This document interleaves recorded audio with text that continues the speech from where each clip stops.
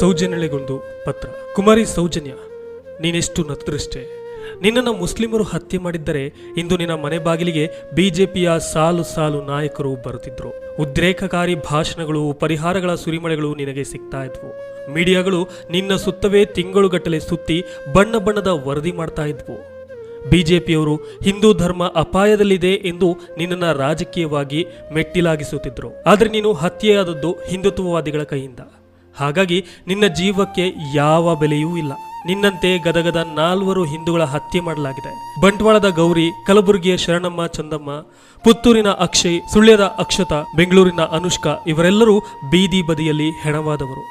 ಇವರೆಲ್ಲರೂ ಹಿಂದೂಗಳೇ. ಇವರ ಮನೆಗೆ ಯತ್ನಾಳ್ ಆಗಲಿ, ಜೋಶಿ ಆಗಲಿ, ಮುತಾಲಿಕ್ ಆಗಲಿ, ಸೂಲಿಬೆಲೆ ಆಗಲಿ, ಬಿಜೆಪಿಯ ರಾಷ್ಟ್ರೀಯ ನಾಯಕ ನಡ್ಡಾ ಆಗಲಿ ಯಾರೂ ಭೇಟಿ ಕೊಡಲಿಲ್ಲ.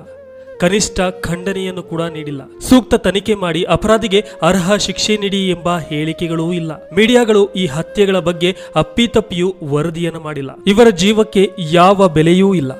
ಇವರ ಹೆತ್ತವರ ಕಣ್ಣೀರು ಒರೆಸಲು ಯಾವ ನಾಯಕನೂ ಇಲ್ಲ. ಇವರು ಹಿಂದೂಗಳಲ್ವೇ? ಇವರ ಹತ್ಯೆಯಿಂದ ಹಿಂದೂ ಧರ್ಮಕ್ಕೆ ಅಪಾಯ ಉಂಟಾಗುವುದಿಲ್ಲವೇ? ಹತ್ಯೆಯಾದ ಹಿಂದುವಿನ ಶವಕ್ಕೆ ಘನತೆ ಬರಬೇಕಾದ್ರೆ ಮುಸ್ಲಿಮರ ಕೈಯಿಂದಲೇ ಹತ್ಯೆಯಾಗಬೇಕೆ?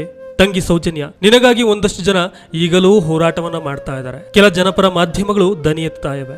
ದೆಹಲಿಯವರೆಗೂ ಹೋರಾಟ ಮುಟ್ಟಿದೆ. ಆದರೆ ಬಿಜೆಪಿಯವರು ಕಣ್ಣು ಮುಚ್ಚಿ ಕುಳಿತಿದ್ದಾರೆ. ಅತ್ತ ತಿರುಗಿಯೂ ನೋಡದೆ ನಿನ್ನ ಬಗ್ಗೆಯೇ ಕತೆಗಳನ್ನು ಕಟ್ತಾ ಇದ್ದಾರೆ.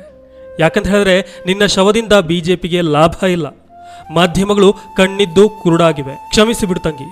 ಇಂತಹ ಹಿಪಾಕ್ರಸಿ ತುಂಬಿದ ಸಮಾಜದಲ್ಲಿ ನಾವು ಬದುಕ್ತಾ ಇದ್ದೇವೆ. ಆದರೆ ಈ ಬಿಜೆಪಿ ಗೋಧಿ ಮಾಧ್ಯಮಗಳ ಆಟ ಬಹಳ ದಿನ ನಡೆಯುವುದಿಲ್ಲ. ಅವರ ಬಂಡವಾಳ ಬಯಲಾಗುತ್ತದೆ. ಅವರ ಬೂಟಾಟಿಕೆ ಜನರಿಗೆ ತಿಳಿಯುತ್ತದೆ. ಅವರನ್ನ ಜನ ಒಂದು ದಿನ ಚಪ್ಪಲಿ ತೆಗೆದುಕೊಂಡು ಹೊಡೆಯುತ್ತಾರೆ. ನೋಡ್ತಾ ಇರು. ಹೆಣ್ಣು ಮಕ್ಕಳೆಂದ್ರೆ ಎಲ್ಲರೂ ಹೆಣ್ಣು ಮಕ್ಕಳೇ. ಎಲ್ಲರಿಗೂ ನ್ಯಾಯ ಸಿಗಬೇಕು. ಕೊಲೆಗಡುಕರು ಎಂದ್ರೆ ಯಾವ ಧರ್ಮದವರಾದ್ರೂ ಕೊಲೆಗಡುಕರೆ. ಎಲ್ಲಾ ಕೊಲೆಗಡುಕರಿಗೂ ಶಿಕ್ಷೆ ಆಗಬೇಕು. ಅಂತಹ ಸಮಾಜಕ್ಕೆ ಕೊನೆಯ ಉಸಿರು ಇರುವವರೆಗೂ ಹೋರಾಡುತ್ತೇನೆ ತಂಗಿ. ಇಂತಿ ನಿನ್ನ ಅಣ್ಣ.